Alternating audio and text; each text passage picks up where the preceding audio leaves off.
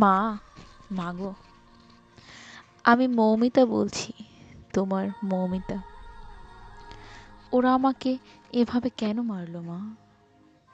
মা, আমি তো যেমন ডিউটিতে যাই সেরকম ডিউটিতেই গেছিলাম, কিন্তু আমি তো জানতাম না যে আজই শেষ হবে আমার সেই দিন। আমি তো আমার জুনিয়রদের সাথে একসাথে কত গল্প করতে করতে রাতের খাবার খেয়েছিলাম। জানো মা, অনলাইন থেকে অর্ডার করে আনছিলাম আমার প্রিয় খাবারটা, ওটাই আজ খেয়েছিলাম। তখনও যদি একটু বুঝতে পারতাম এটাই শেষ খাওয়া, এটাই শেষ গল্প। ডিউটির বাঁধনে আমি যখন ক্লান্ত হয়ে গেলাম মা, আমার চোখ দুটো ঘুমে বন্ধ হয়ে যাচ্ছিল, একটু শরীরের ক্লান্তি মেটাতে গেলাম, তখনই যদি বুঝতে পারতাম মা সারা জীবনের মতো বিশ্রামে চলে যাব। তখন ভোর রাত, আমি ওয়ার্ডে একা তখন। ভোরের শীতল বাতাসে আমার একটু ঠান্ডা লাগতে শুরু করলো মা। আমি আমার লাল চাদরটা ঢাকা দিয়ে একটু চোখ বন্ধ করছিলাম মা। সেই সময়ে চোখে অপেক্ষায় থাকা ওরা আমার সাথে, ছি ছি মা, আমার খুব কষ্ট হচ্ছিল জানো। আমি ওদেরকে অনেক বারণ করেছিলাম, হাতে পায়ে পড়েছিলাম, চিৎকার করেছিলাম, বাঁচাও বাঁচাও, কে আছো আমাকে বাঁচাও। কিন্তু কেউ আমার চিৎকার আর্তনাদ শুনতে পায়নি, জানো তো মা। কারণ ওরা প্ল্যান করে এসেছিল মা, যাতে কেউ এখানে না আসে। আর ওরা আরও পশুর থেকেও বিচ্ছিরি ব্যবহার করতে লাগলো, খেলতে লাগলো আমাকে নিয়ে ওরা। আমি ওদের হাতে পায়ে পড়লাম জানো তো। আমি এটাও বললাম যে আমাকে ছেড়ে দাও, দয়া করে ছেড়ে দাও, আমি কাউকে কিছু বলবো না। কিন্তু ওরা আর আমাকে তোমার কাছে যাওয়ার সুযোগটা দিল না। দিল না তোমার কোলে শেষবারের মতো মাথা রাখতে দিতে। দিল না শেষবার তোমার হাসি ভরা মুখটা দেখার সুযোগ। দিল না বাবার স্বপ্নে তার রাজকন্যার বড় ডাক্তার হওয়ার কাহিনীকে সত্য করতে। আমার গলা টিপে ধরে, নিজেদের সর্বশক্তি দিয়ে আমার গলা চেপে ধরে জানো মা।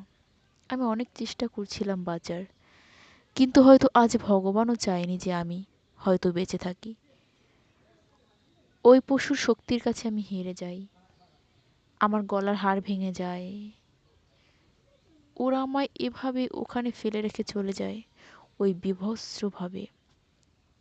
সকালে সবাই আসে, কিন্তু এ কি, আ আমি কারো সাথে কথা বলতে পারতেছি না, তোমাকেও দেখতে পাচ্ছি না। তোমায় কত করে ডাকছি, তুমি শুনতেও কেন পারতেছো না? আমায় ডাকো। ও মা, মা গো, এই তো দেখো না, দেখো না মা, আমি এই তো এখানে। তুমি কাঁদছো কেন? কি হয়েছে তোমার? ও মা, দেখি না, সামনে একটা লাশের দিকে তাকিয়ে হাউমাউ করে কাঁদছে। লাশটার মুখ দেখতে পেয়ে আমি তো শিউরে উঠি। এ কি, এ তো আমি, এটা যে আমারই নিথর দেহ। আমি কি তবে মারা গেছি? আমিও কাঁদতে শুরু করলাম। সবাই আমার এই মৃত্যুতে শোকাহত। সারা দুনিয়া আমার মৃত্যুর ঘটনা আপাতত জেনে গেছে। সবাই বিদ্রোহও করছে, কিন্তু আমি আমার নিথর দেহের দিকে তাকিয়ে রইলাম। আমার শেষটা তো আরো ভালো হতে পারতো মা। দেখো না মা, ওরা আমার মুখের দেহের কি বিচ্ছিরি অবস্থা করেছে, দেখো না মা। আমার চিৎকার করতে ইচ্ছে করছে, কিন্তু আমার আওয়াজ এখন কেউ শুনতে পারছে না। আমি এগুলো লোকের সামনে চিৎকার করছি, কিন্তু একটা কেউ আমার এই চিৎকার শুনতে পারছে না।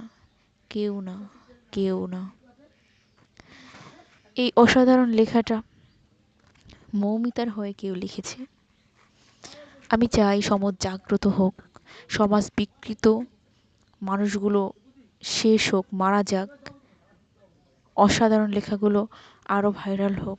আপনারা সাপোর্ট করবেন, পাশে থাকবেন। এরকমের দোষীদের শাস্তি হওয়া চাই, যেরকমটাই হোক। সমাজের মেয়েরা যাতে নিরাপদ থাকতে পারে, এরকম পশুদের ঘৃণিতভাবে শাস্তি চাই আমরা। আমরা মেয়েরা খুবই অসহায়। আপনারা আমাদের পাশে থাকবেন দয়া করে। আল্লাহ হাফেজ।